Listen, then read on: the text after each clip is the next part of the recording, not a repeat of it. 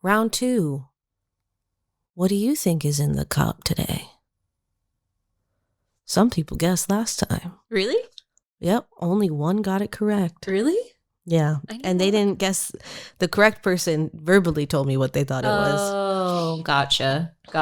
But some people were like, I think I know. And I was like, you were incorrect. We're one of the lucky ones that have real people we know or friends actually listen to this podcast. I know. Oh my God, how crazy that our friends support and love us. That's wild. They're not so annoyed by us that they're like, oh, you have another thing out? Yeah. Yeah. Well, anyways, my name's Alexandra. And I'm Angelica. And this is Legends of Yesterday, where we talk about histories, mysteries, and ghost stories here in Florida. Florida. Now, every single month, you get 2 episodes from us. And if it's a month that has Friday the 13th, you get a bonus 3rd episode for the month for Friday the 13th Reddit stories. Heck yeah. For those of you that are repeat offenders here, we transfer sister by sister. So Angelica will do 1 month. I'll do another month. Transfer sister by sister. Transfer sister by sister. Sounds like a disease, but this is my month. Not last week, but the week before, you can catch some incredible history that happened during June in Florida, and also a little bit of surf history. So if you're interested in any of that, please go back to the previous episode to watch that. But this week is our mysteries episode. I feel like I have to drop this. Like it's hot. Drop it like it's hot. Okay. I think that I need to say this because it's been on my mind literally all day. If you haven't, okay. By the way, yay to all the fathers out there, all the cool fathers. We are recording this on Father's Day. Just gotta be real with y'all. I never tell them what day we're recording. We're recording on Father's Day. Happy Father's Day, guys. Little late of a recording. We like to do them earlier for you guys. If you watched the last episode, weird stuff happened during the last episode, so we weren't able to record this as per our usual schedule. We had a lot of technical difficulties. Yeah, the camera kept going off. Like it was overheating, which was weird. Yeah, so take that for what you will. Supernatural presence, maybe. I think so. But anyway, happy Father's Day to everyone. Yay! Late Father's Day. But for some reason, I keep thinking about the show Lost Girl. Do you remember Lost Girl? Yeah. Our friend Dan recommended it to us. Wait. To you. Oh, to me? Yeah, because I watched it. Oh. And then you started watching it. I go, oh, what are you watching? You're like, Dan told me to watch it. And I was like, oh, but you finished it before I did. You binged that thing hard. Yeah, because I was obsessed. And good show. I was thinking about like Supernatural, and the Supernatural fandom is so large and awesome and lovely. Mm-hmm. But I watched them side by side, and it was just like something about Lost Girl I connected to a little bit more, you know? And not about it. I love Supernatural. But at the time, it was like, oh, this is so cool. And I realized that today, too, like, I don't want spoilers for it, but it makes sense that it's kind of like Father's Day. I'm kind of thinking about Lost Girl. Mm-hmm. But anyway, if you haven't watched Lost Girl, it's a really cool show. I like it. I recommend it. There you go. It's a great show. I do really like Lost Girl. Yeah. It's about a succubus, and she runs a bar that's like She doesn't run a bar. Or she works there? Didn't she work there for a little bit? I think this is a spoiler. Take this out. The show is great. I just don't like to talk about spoiler stuff because, like, for me, I don't know if you guys feel the same way. Like, anything that alludes to what's going to happen in the show. Like, obviously, I want to know what the show is generally going to be about or the movie. Mm-hmm. But, like, if there's too much in the trailer, if there's too much that people tell me, I feel like bummed because it's like, oh, I know this is going to happen. I want to discover it for myself. Now, I don't mind spoilers because I forget anyway. Yeah. So I get there and I'm like, what? What do you mean you told me about this part? And then the part happens. I go, whoa, that was crazy. I try to put my problems on her because I'll be watching something. Yeah, and I'll listen to it. And I'll be like, oh, I can't tell you. I can't show you. It has spoilers. And she's like, I don't care. And I care, so I don't know. She refuses because because I don't care, but she cares, so she won't tell me. And then my nosy nature gets upset because she won't tell me. So then I ask our friend Calypso, and then she tells me. If any of you are Doctor Who fans, you know what no spoilers means. And that is like a core belief of mine. No spoilers. I don't mind spoiling things. I put spoil when we do stuff here. Uh-huh. And if they don't get it, that's on that. Because we say it, we go, spoilers are spoilers for the next couple minutes. And then I put the little timestamp on the top. Okay. So then that's on you guys. You're adults. Hopefully. I hope. Okay. Well, thank you to all of our listeners. We've had a lot of people view our Barefoot Mailman episode, which is understandable. That's a great episode that Angelica put together. And oh, thank you. So I you really gave me appreciate kudos. it. I was like, yeah, I am. Yeah, awesome. you were super cash about that compliment. And I was like, wow, you like that compliment. Which we should, as women, take better, do better with, just as people. Yeah. We should do better with compliments.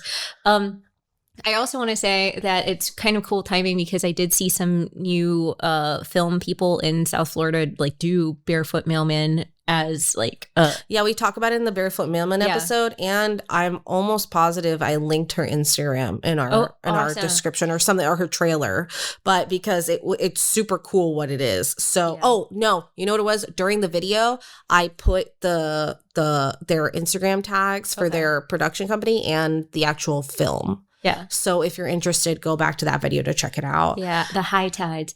It's so cool to see all the film that's being done in Florida that like goes and takes a look at like the legends. It's Florida. Opening up more now. I could talk about that. Anyway, guys, I shouldn't get into this. Yeah, just kudos to all our film folk. But, yes, we are proud members of Film Florida and Film Fort Lauderdale. So thank you so much to all the folks over there, and you guys help so much. All the whole team over there helps so much. So we really appreciate you guys. I will actually link Film Florida down below so that you guys can check it out, because if you are in the Florida area, like anywhere in Florida, it could be all the way north, Jacksonville, whatever. There are so many different film sectors that you can be a part of, and the events are wild. And you don't even have to be a film person to get involved. Like if you like movies, if you like film, I mean, check out what there is available. There's all these screenings and stuff that happen. And you don't have to be a film person to join film. If you're like crafties or something like that, lighting, tech, I mean, like any part of film that you can think of, you should go. Yeah. Anyways. On to the mystery. Let's get on to this week's legend. Heck yeah. I don't know if you saw my little cliffhanger at the end of the last episode. I don't even remember. We journey to the mystery of a missing judge. A judge. A judge. Oh, I know this really scary story about a judge, but that's okay. We're not talking about that. That's for another time. Okay. So Florida is filled with a lot of different stories about unsolved mysteries. Unfortunately, fortunately for this podcast, but every once in a while you come across a story that kind of feels like, instead of some kind of crime or some kind of like cold case files kind of thing, it turns into a tragedy, which is what we have for us today. Tragedy. A story where a victim was not a criminal, was not involved in organized crime, and wasn't even looking for trouble. He was simply doing his job. This is the first time I actually wrote a script. Oh, whoa. Normally I do bullets. Thank you. So an improviser not having a beat sheet. That's crazy. I know. I feel very off right now. Anyway, I'm like, I wrote in a joke. I didn't. That's just me, guys. That's just Angelica, guys. She writes the jokes. So tonight we're going to be talking about a man named Judge Curtis Chillingworth. That's his name? That's his name, dude. Okay. So a man remembered by his many of Florida's finest judges, and the mystery that became known as Palm Beach County's crime of the century. Ooh, this is Palm Beach? Yes. Nice. So before we discuss the climax of events, we are going to be talking about who was Curtis Eugene Chillingworth. He was born in West Palm Beach, Florida, October 24th, 1896. And now, a lot of Florida's famous historical figures, unlike them, he was not someone who arrived somewhere else looking for opportunities. He was a Florida-born and Florida-raised guy. His family was among the pioneers of South Florida. They helped to shape Palm Beach County. And okay, I just gotta chill. What? I don't like that. He's Chillingworth, right? That's weird. And while he was still growing up and growing into the community, we know today his family was shaping it. So when he was younger, Curtis studied law at the University of Florida. So UF people, where you at? Where you at? Shout out UF. Shout out UF. Didn't go there. Okay. Before serving in the United States Navy during World War I. After World War I, he came home and he plastered. He plastered. No. He passed the Florida bar and he began practicing law alongside his dad. Now, very quickly, people recognized something about Curtis. He was very smart, very disciplined, and he was very committed to fairness. So at only 24 years old, he became a county judge. Wow, that's impressive. And only 2 years later, he was elected circuit judge, that's very fast. Most people would consider that the pinnacle of his legal career. But for Curtis, it was only the beginning. For more than 3 decades, he sat on the bench in Palm Beach County. Now, judges, if we're being honest, are not normally seen at a good time in your life. You know what I mean? Unless you win the case. Unless you're there to win the case. But normally when you go in front of a judge, you're like, I gotta go in front of a judge. Now, in my opinion, We're hating on judges now? No, I said this is the public opinion. Okay. Statistically, people do not enjoy walking into a courthouse. But if you're there to get paid, or you're there to also get some money back, or you're there to win something, yeah, you're gonna be like, oh yeah, let's go, right? But most people will encounter judges or a plethora of folks during some of the most worst moments in their life, even if you are there to fight for good. But Curtis earned a reputation that he was one of the most respected judges, from lawyers, from staff, and a lot of the people who even lost cases in his courthouse. Really? Yeah. Whoa. A lot of people really respected him because, that's interesting. Very simply, he was a fair judge. There was no BS, no nonsense. There was no favoritism for law enforcement. There was no favoritism for the public. There was, he followed the law. What did you do? Were you wrong? Yes or no? And we're done. Pretty cool. Very straightforward, dude. Now, outside of the courtroom, he shared life with his wife, Marjorie. Such a cute name. I love that name. The two had known each other actually since childhood. They were childhood sweethearts. They ended up having 3 daughters, and they were all deeply devoted to one another, a very close-knit family. This man peaked early. I mean, like, he met the soulmate in childhood. He had his kids, and he's a 24-year-old judge. Yeah, it's very much like, I wouldn't say the word cookie cutter life, but it feels like picket fencey kind of life. It does. You know what I mean? That's exactly what it sounds like. Yeah. So a lot of friends even described his family as inseparable because of how close they were. Mm-hmm. And by the early 50s, 1950s, I have to say that now. Okay. Curtis had spent over 30 years serving as a judge, and he also served again during World War II. Now, returning to active naval service, he helped with post-war planning for efforts in Europe. So he had earned the respects not only in the courthouse, but now within the community. And there was one thing that Curtis absolutely despised more than anything else in the world. Liars. Corruption. A fair and just judge. Very rare for some instances, and apparently very rare for his current time period. Now, like Batman. Well, maybe not Batman. I don't know. Justice. Palm Beach. For Palm Beach instead of for Gotham. I fly by the day in the courtroom. Okay, we're done. Now, unfortunately, corruption had begun to creep into Palm Beach County's legal system at the time after World War II. One of the people attracting attention was a younger judge named Joseph Peel. Now, Peel was very charming. Like a peel. Like an orange peel. Like a peel. Oh, It's the legal term. well, his is spelled P-E-E-L. Oh. Yeah. Okay, keep going. Anyway, so Peel was very charming, very ambitious, and he had a lot of aspirations of the political platform that he was running. And unlike Judge Chillingworth, he had ethical problems. Over the years, Curtis would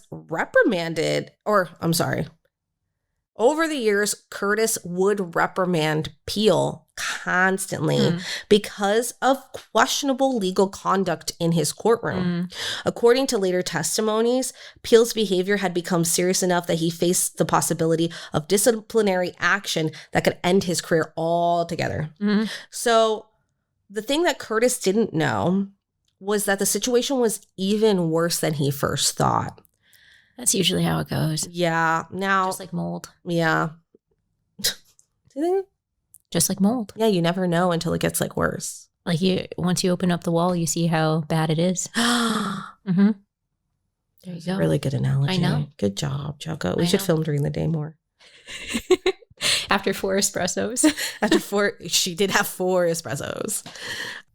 So behind the scenes, investigators will later discover that Peel was actually connected to a lot of gambling operations, protection schemes, and organized criminal activity. Now, to a man like Curtis Chillingworth, corruption just simply was not acceptable. It was a threat to everyone, not just to the legal system, but also the citizens of Palm Beach County. He believed that justice should be structured. The justice system should be. Now, June 14th, 1955, an evening that Curtis and Marjorie will be remembered for. Oh, no. Curtis and Marjorie had attended a gathering with friends. After decades of public service, Curtis was beginning to think about retirement. Friends later recalled that he seemed very optimistic and excited about the future, spending time with his family, his 3 daughters.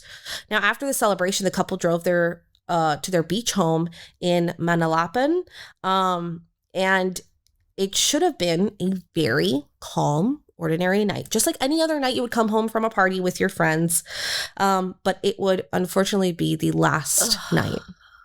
This sucks. Sometime after midnight, there were intruders that arrived to their home by boat. According to confessions that emerged years later, the men forced their way into the home, bound and gagged Curtis and Marjorie, and took them out onto the Atlantic Ocean.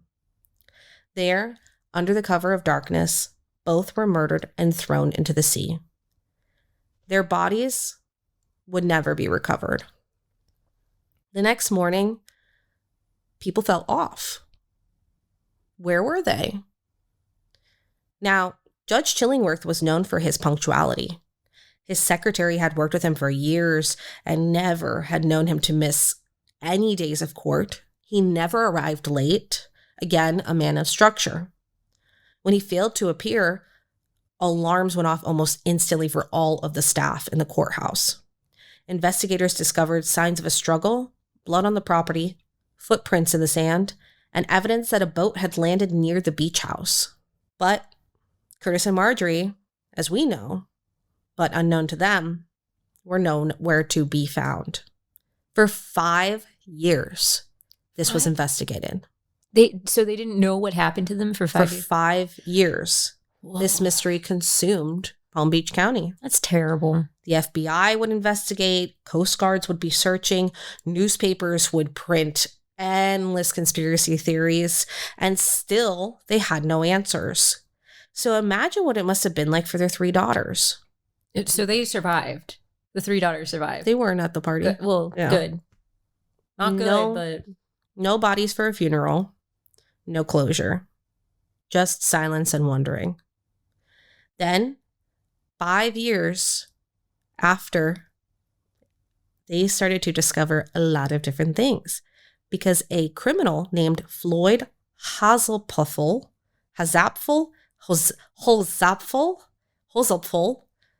what names today? This month, if you listen to the last episode, so Floyd began talking. First, he was bragging, and then it became full-on confessions. Eventually, there were investigators who uncovered a conspiracy that reached directly into the judicial system itself.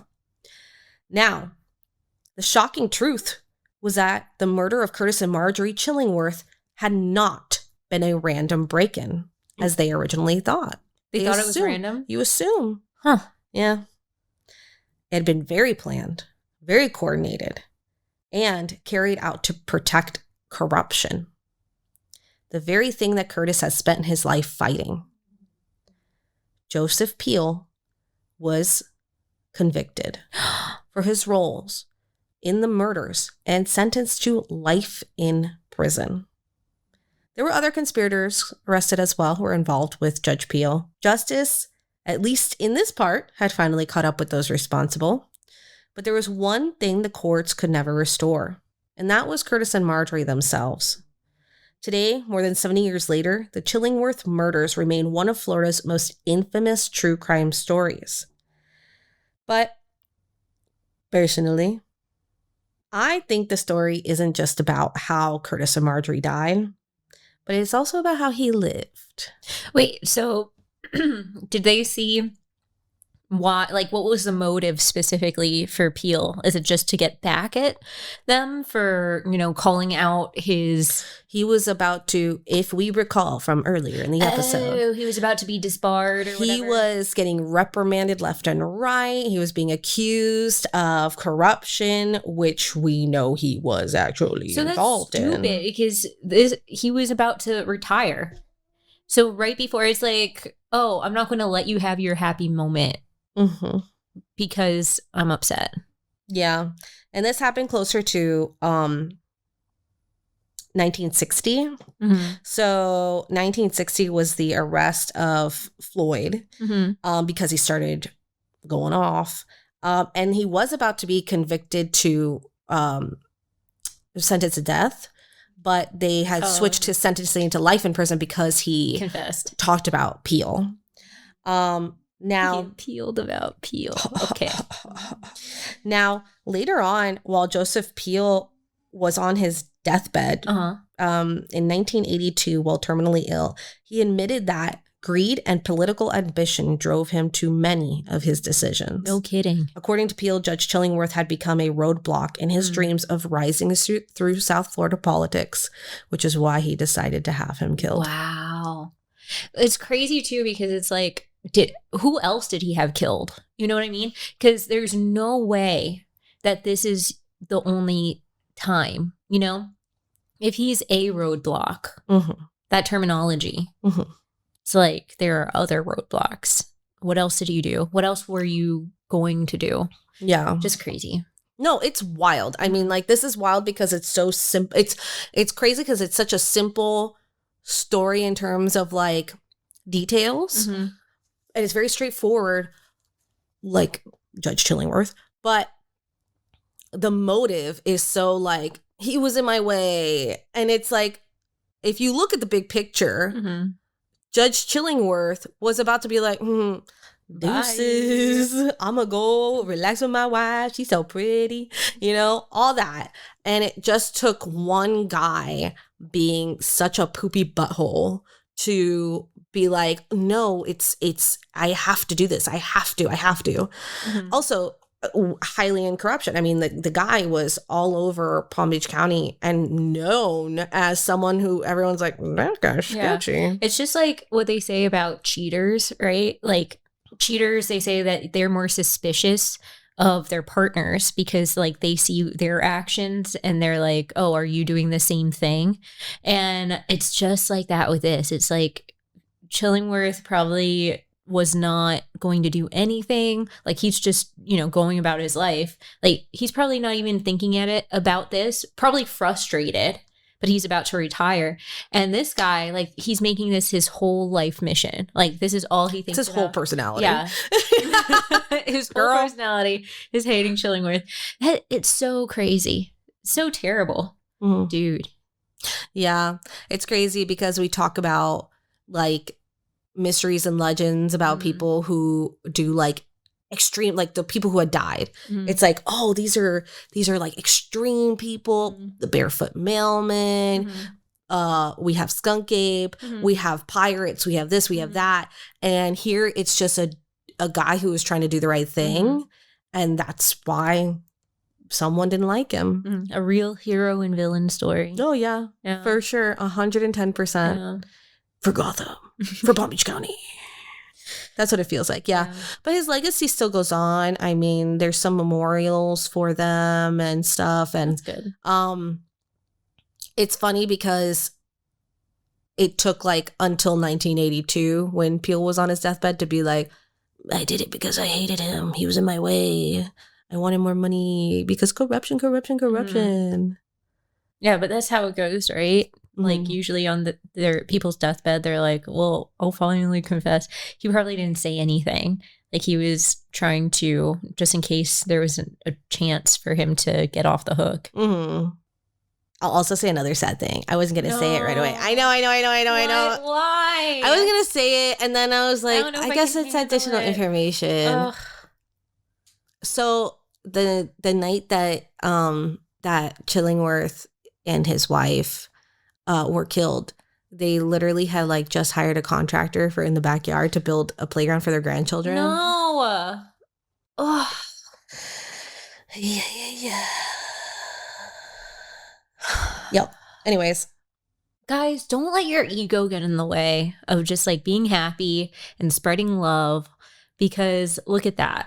Like they literally they were just, that was probably on the forefront of their minds, not destroying Peele, but like building a place for their grandchildren to be happy. Oh, and Peele was also, I'm sorry, I didn't write it in my script, but I have like on my bullets. Man. Okay, so also one of the things that Peele was involved in was the bolita operators and moonshiners. That makes sense. Okay, so they would give him advance warning of raids and stuff like that, so that he would know not to be around the area. Okay, that's exactly what I suspected, especially because of the timing. So guys, you might actually really enjoy, I don't know if you can associate this episode with that one, but the Bolita episode, the Mafia episode that we did in Tampa.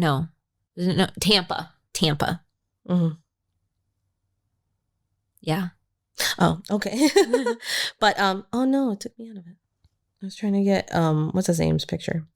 But yeah, the guy, Floyd, his accomplice's name was Bobby Lincoln. Okay. And that's such a bummer. It was like 1 o'clock in the morning-ish. But yeah, they were hired by Peele because Peele wanted to become governor. So they were in the way. Did he ever become governor? Nope. So all that was for nothing. Guys, be very careful. This is a PSA. Because, like, sometimes I get fixated on stuff. Like, of course, like we all do. But if we let ourselves go too far, you could be Peele. Appeal to your better nature. Don't be Peele. That's nuts. Skeevy. Guys, don't judge a book by its cover. Skeevy. We're not promoting that. But yeah. Yeah, he has mean face. He has mean face. He has resting murder face. Right? Yeah. Is that what we would call it?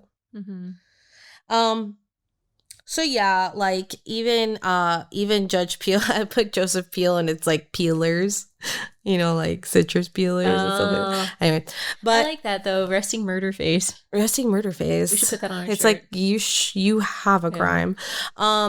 But yeah, he was saying that he was affiliated with a lot of different mafiosos in South Florida. And we've talked about the Bolita rings in Tampa, like how Angelica was saying that we talk about how deep some of that crime was and some of the murders that were associated with it because it was wild. And some of you guys have asked for more mafia stories. So I think I might dive deeper because obviously there's a lot of stuff in Florida that happened in terms of the mafia. I'm almost thinking about getting to one man in specific. Mr. Scarface, but we'll see. We can do a series on him, but like even like they're talking about 1960s, if they're talking about the moonshiners, when we separated Broward County and Dade County separated, because we used to all be Dade County, all the way down here used to be Dade County because of the liquor laws. So because prohibition was so strong, we separated from Dade County because people down here in our area wanted to drink moonshine and wanted to produce. And that's how some people were making their money, or how people were doing trade, because a lot of things you would trade was product, right? A lot of people didn't have money coming in at the time. So you would have like a barrel of moonshine as like a thanks for helping me build my shed, dude, So it makes sense that a lot of corruption was kind of weaved in all of that, especially because prohibition was big. Also Cuba. Like a lot of people from other countries were able to outsource alcohol. So like, what was that called? Were those just bootleggers? Is that what that was called? I think so. Something like that. I forget the term.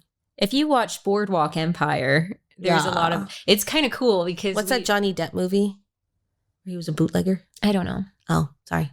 But it just flashed in my brain. I just saw Johnny Depp in a Pirates fedora. of the Caribbean, where he's all about just rum. drunk. Yeah.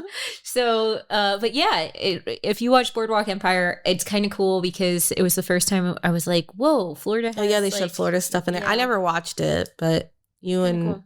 My Angelica and our dad watched it a lot. If you know some of the scenes that happened there, it was an awkward experience where we did not look at each other during those scenes. However, it's a cool like little historical thing with all that HBO drama and a lot of boobies. Mm-hmm. And Steve Buscemi. Hey, Steve Buscemi. Oh, we just woke up our dog by doing that.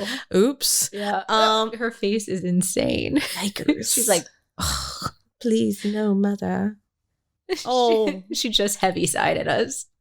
Well, but what else do you think about Mr. Curtis Chillingworth? Anything? Any other opinions? Based on just what you told me, he seems like a chill dude. He does look like a square. So if we're thinking about Johnny Depp movies, Crybaby, his Crybaby would have hated him, I guess. But he seems like a nice dude on the up and up for that time period, especially because our dad was like born in 57. He's all about justice. He's all about like the good guys should always win. The bad guys shouldn't win. So like if you think about this time period, a lot of the media at the time was pushing this narrative of we need, like there is good versus evil. Especially because it was after World War One. Mm-hmm. So after World War One, directly after World War II, people were so like, okay, we need to chill out, dude. We need to relax. Well, there was like this heavy push of like even in movies and very hero-y. Yeah. So like there was this whole narrative that like we shouldn't be pushing anything bad, and it's because of this, because like all this crime was happening and like mafia stuff and all this stuff. So it's kind of interesting to see like here in South Florida, like it's like the narrative in real life. You know what I mean? So like it's so crazy because it is like he is justice and Peele is like the master villain. Joker. So it's kind of crazy. Batman and Joker. Yeah. It's kind of crazy. Yeah. But yeah, sad story, but interesting story because it was for such a simple, not a simple reason, but it was like such a simple-minded reason. And Peele blames a lot of his associates for like being the mastermind of the murder and blah, blah, blah, blah, blah. But and who knows, maybe it was a situation of kill or be killed. You never know. But dude was bad. Yeah. I mean, even if he wasn't the mastermind, like he knew about it. You know what I mean? Like he could have warned them not to go home. Worst case scenario. If he really felt bad, but he didn't feel bad. No. He didn't feel bad. He was associated. He said, Floyd said, he told me to do it. And he had his accomplice there. The two guys drove up on a boat, force him into the boat, Yeah. I mean, I also love The Sopranos. I love Mafia. movies and shows. Do you know what's a mafia show that I don't know if it came out already or if it's coming out? It's the like largest crime syndicate in London, and it was all women. Huh. Yeah. So it's like I think it was during the time of like that Peaky Blinders era. Okay. But it's like that's something I need. The women, and some of them were aristocratic too. Pretty cool. And it was like, sorry, I just think that's cool. But yeah, it's like interesting because like if it wasn't Peel, which I do think it was Peel, but if it wasn't, like anything, like there are so many politics involved. So even if Chillingworth it wasn't like directly because, oh, my ego is hit, blah, blah, blah. No. It could have been like some other political thing that he was touching on that they needed him out for. Yeah. Well, he said it. He said he was a roadblock for me becoming governor. I wanted to become governor. And it was like, I forget the full quote, but it was like I was supposed to become court judge, then county judge, then governor, or something like that. What's interesting too is like he might have even leveraged, oh, I did all this stuff for you guys. Can't you do this for me? And the guys who like turned out this murder, you know, like they probably even like I could see. Like if I'm thinking Sopranos, they were probably like, "Are you sure? Like this is probably, you know." But like I don't think it's going to work out the way you think it's going to work out. You know what I mean? And but he probably leveraged like, "Oh, I helped you so many times." But I also think I could take that away. I think you're thinking of him as too smart because No, I'm not thinking about him. No, but you're saying that you're thinking about how he manipulated the situation. Oh, that's an easy manipulation. No, I just think that it's like, I think that he was like at a very low level of everything happening. Yeah. I think he was a very low level of everything happening, and he was the one that was constantly asking for favors. And this got to the point where it was like, can you help me? He made me cry. Yeah. No. I definitely think he's like pathetic, dude. Actually, dude, you're pathetic. You kill the dude who is about to retire and just be done. But would he have been done? I think this is probably the way he went about it. I think it was like even my take, because again, I like mafia shows, is that he probably went to this mafia group, the family, whatever, and they're like, I'm sure they said, "Are you sure?" You know, but he like really pushed for it. Yeah, it was like, no, you have to. No, this has to happen.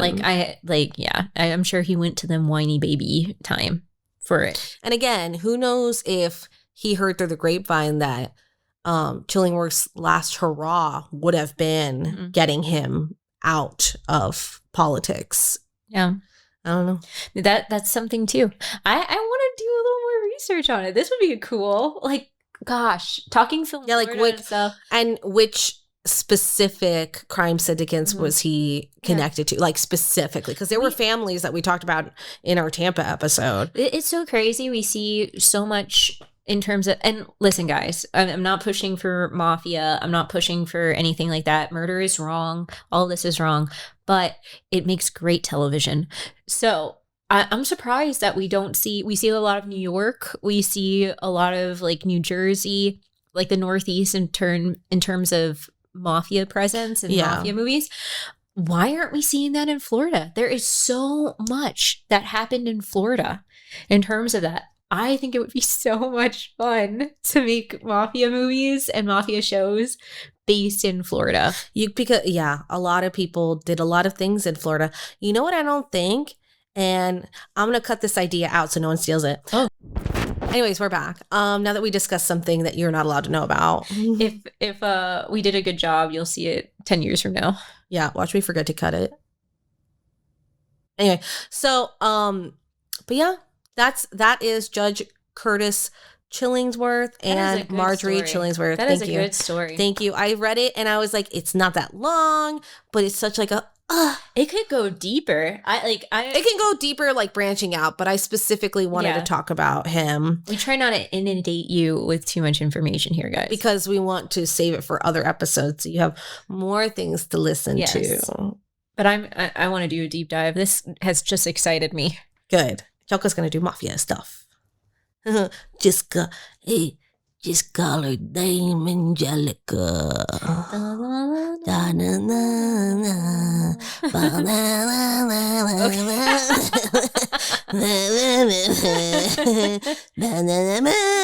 It's unfortunate because I think you blocked your face and you guys didn't get the full experience. Not seeing her face. It wasn't that. It was more.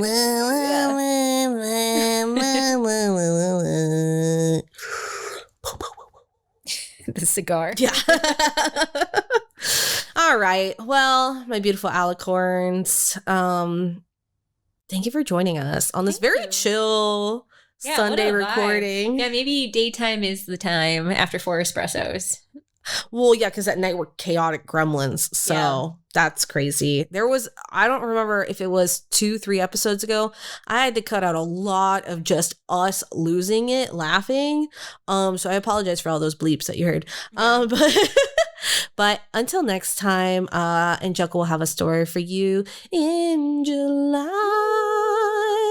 My name's Alexandra. And I'm Angelica. If you have any stories of your own, please take them to info@thisisimprov.com, which will be linked down below. We hope to see you next time. Thank you, everybody. Goodbye. Goodbye.